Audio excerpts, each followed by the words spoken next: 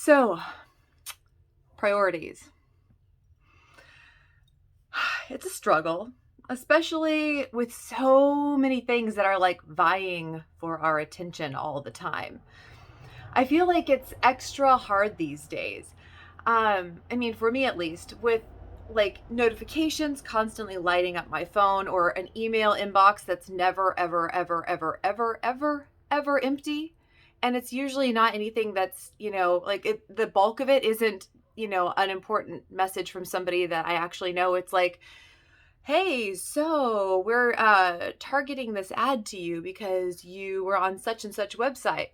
By the way, we hear you really, really like sumptuous hand dyed, superwash merino cashmere blends and yarn. And we've got this. Like targeting advertising has gotten so good these days that they know what you like based on what you have been talking about or what you've been searching or what you've been buying. And they can advertise to you specifically for the things that you love. And then it gets really hard because you're like, yeah, I do love that sometimes. And you click on it and you get more stuff, right? And that's just the digital, like, things that are vying for your attention. Then there's like all those checklists of things that you have to get done in real life, in real time. And like looking at this list sometimes is overwhelming in itself because it just never ends. Like, I've got my checklists that I keep in a book and they just never, ever end. And I don't know how you tackle your to-do list, but I prefer to go for the low-hanging fruit first, right? And sometimes I'll even write something in after I've done it so I feel like I've accomplished something and I can check it off, right? I know, the little mental tricks we play. It's those like little quick wins that you can cross off. But the problem with that is things are always there's always going to be more of these quick win tasks that you can just cross off, right? But those big looming projects, maybe the once in a lifetime projects or the once a month or once a week projects, the ones that are bigger, that are sometimes harder or more meaty or take more brain power or whatever it is, sometimes they stay there on that list and don't get checked off because it's like, I brushed my teeth today. Check. Ha. I'm getting so much done, And they get carried over to the next day and then to the next and to the next because often when I make my checklist, it's not made in order of priority. It's made in order of, oh yeah, I have to do that. Call the doctor. Okay, I have to, schedule an appointment. So I'll put it on my list and it's just like this weird little dump of things out of my brain, not in any prioritized order. It's just to get it on there and get it out of my mind and onto paper. And of course, what is a to-do list even if you have, all kinds of other things going on. Like for me in my life, it's having kids at home doing distance learning while I myself am doing distance learning. But I know that many of you care for loved ones or you have all kinds of other responsibilities that are constantly in your head. And then not to mention just the like unpredictable things, the natural occurrences where you're like, oh, well, I had a to-do list, but now it looks like I'm going to be cutting up a tree that fell down in my driveway and cleaning up debris. Like there's always something. There's all these random attention grabbers. And it makes it so hard to make out exactly what was I created by God to do when I've got all these other things in my mind. What were you created by God to do? What's on your to-do list that's supporting that? And what is just the fluff, right? What's the the low-hanging fruit that you just put on there so you can get it off there real quick and feel really good about yourself? I'd imagine that the details of what steals your precious attention away are different from mine. But I mean, do you sometimes feel that the world is pulling you in one direction, but God is calling you in another? There's actually this theory of economics that's known as the attention economy. Right, I know. And it operates on this principle that the attention is such a scarce resource because realistically, you can only pay attention to one thing at a time. I mean, you can sometimes do two things at a time, but it's never done well if you do that. It's not like, multitasking has been proven again and again to be an ineffective way of doing things. But we do that anyway because we have so much going on. And that has actually been something that's been used against us. It's this like new currency that tech companies really love and they're benefiting from. Psychologist and economist Herbert A. Simon says, in an information-rich world, hold on, let me get my notes here so I get this correct. In an information-rich world, the wealth of information means a dearth of something else, a scarcity of whatever it is that information consumes. What information consumes is rather obvious. It consumes the attention of its recipients. Hence, a wealth of information creates a poverty of attention and a need to allocate that attention efficiently among the overabundance of information sources that might consume it. Now, that's like a really fancy, this got published in an important medical journal or article or something way of saying that there's so much information that it's like really hard for us to focus in on it, and we've got too many things and we've got to allocate our attention somewhere, right? And it's got to be done efficiently. But the ways that the attention economy is affecting us is obvious to anyone who's spent very much time on social media like Facebook. And Facebook itself has this obnoxious feature, right? That where when you scroll down to you do this and it refreshes, then it's a completely different timeline than what it was before. And so that's really frustrating if you're like, oh, I want to find that article that I read earlier this week. And you can't even remember, or, even I read this article 5 minutes ago, but you can't remember who posted it and then it's gone. But it also does this thing where it gives your brain like this dopamine hit where you're like, ooh, yeah. And you keep scrolling and keep refreshing because you don't know what's going to pop up next as the first thing. And it gives you this like artificial sense of excitement and all of that. And that's being used. That's the currency. Every time we refresh, the algorithm has curated content that's specifically for you based on your likes or your clicks or your conversions, your purchases. And this not only contributes to this entirely different user experience among people. I mean, when I refresh my feed, I get very different things from what my husband gets. And it creates these like siloed things where we think that, everyone thinks the same way we do because that content has been curated and put in there. Anyway, I'm getting off topic, kind of, but not really. But also we're talking about attention and inattention. So I feel like it all goes together anyway. But this also adds to the thrill of that next thing that your brain, that dopamine hit that your brain is craving, the next place to divert its attention. It's all trying to keep your attention and take it.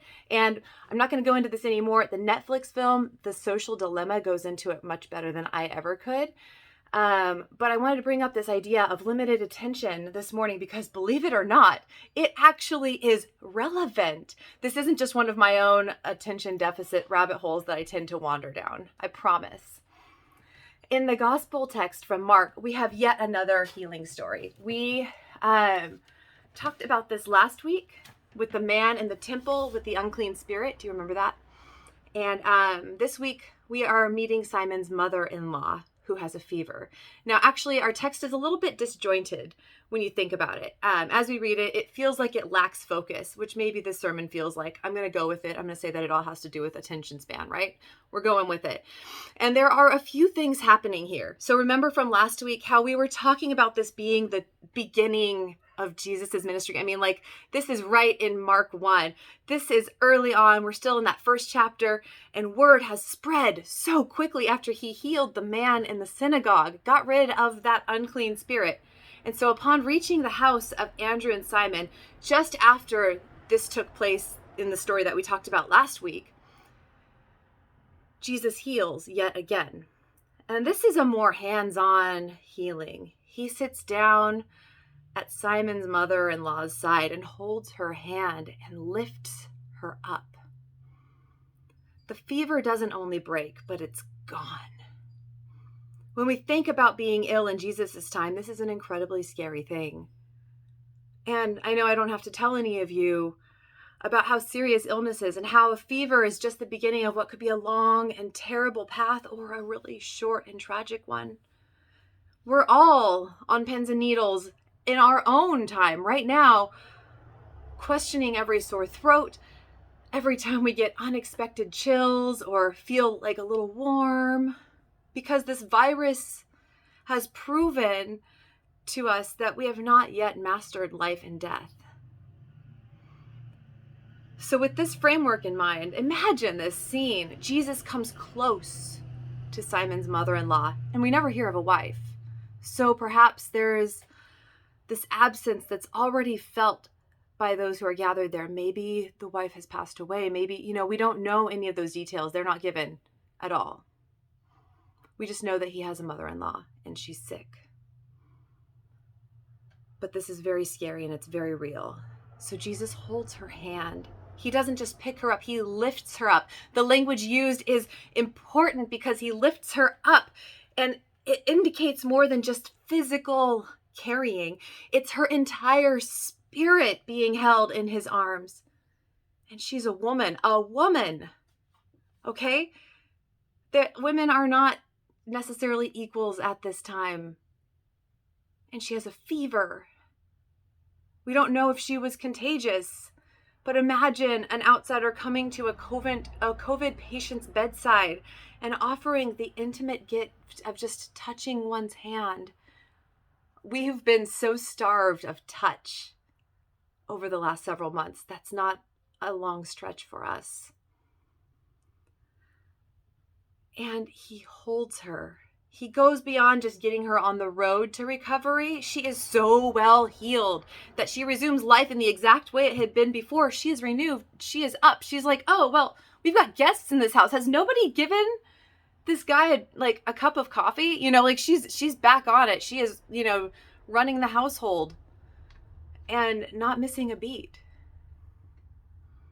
Please don't ever take this as a sign that a woman's job is serving. I'm just going to throw that out there right now. Okay. So word of this spreads. The intimate act of healing has happened with only a few witnesses here in this house, those present in the home of Simon. However, just in the past few hours, word has spread. Jesus's fan base has grown. His fame has just exploded. And people from all over the city have gathered at the house to be healed, to be exorcised. Jesus started healing and casting out as many demons as he could, forbidding the demons from talking about him. Again, here comes that curious thing that I brought up last week. The demons always seem to know who he is, even when we people struggle with it. And we have to be convinced again and again and again. Jesus performed healings on many that evening.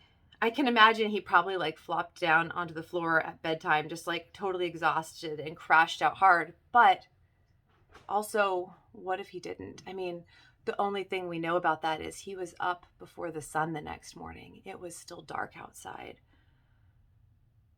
He is sneaking out of the house. I'm kind of picturing my house has squeaky floorboards and him just trying to avoid that squeaky floorboard that's going to let everyone know he's going out to find a secluded place somewhere away from everyone. Something had been gnawing at him and he needed a deserted spot away from the crowds and the well-intentioned but not always on the same page as him disciples so he could go and pray. So here's where I'm going to start bringing that attention economy back into this. So keep that in mind as we move through what happens next.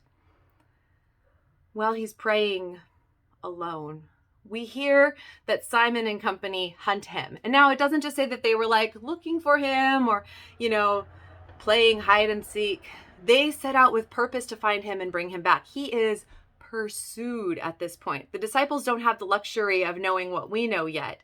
They don't know that his mission isn't to just cure everybody everywhere, but it's to spread the good news and to preach the gospel, right? They're stoked. They've found someone who can gather these like massive crowds around him, and he can gain fame, and they're working like overtime as his handlers to make sure he continues to grow in popularity. So they're out hunting him. I mean, it only makes sense that that's what they would think they're supposed to be doing. Like, where is he? We've got people here. Did he not know they would be, like I can just picture them all frustrated as, their person that they're trying to keep moving around from person to person and doing all the healings that he can as he just disappears. But the reality, I mean, the healings are the low-hanging fruit tasks to Jesus. They appear to be easy enough for him to do, human and divine that he is. He probably could spend all of his time casting out demons and holding hands if he wanted. He could have spent his entire ministry there, opening up shop right there on that porch at Simon and Andrew's place, letting the afflicted come to him. There would be no end to the lines because there will always be illness. There will always be something that torments people, whether it's demons or spirits or whatever it may be. These are the parts of Jesus's checklist that he could just keep checking off all day, every day, without ever getting around to those bigger projects. Jesus was the Son of God, but he was born human, and he had a scarcity of attention just like the rest of us. When the disciples tell him that the crowds are waiting, everyone is looking to him for a repeat performance of the night before. And Jesus has to firmly stand against that human instinct to do the easy, feel-good task again and again and again. He says, "Let's go on to the neighboring town so that I may proclaim the message there also, for that is what I came out to do."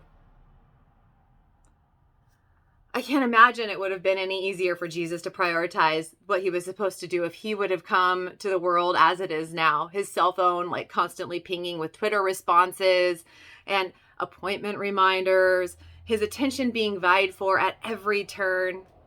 And yet I can imagine that he, after maybe unplugging for a bit, would have come to the same conclusion. His priority was not just to keep healing. God had sent him here with more purpose beyond the one-time shot of healing the sick. He was sent here with a more long-lasting, timeless purpose of sharing the good news of God's love. It's a love that extends beyond all human comprehension. It's a love that is in itself one that has the power to lift us up and affirm us in wholeness as we are, because we were created by God who loves us. We are loved as though we were God's own children because we are created in the image of God. We are a child of God. Jesus healed and performed miracles. His compassion for his fellow humans compelled him to do this, but he was sent to do so much more than that.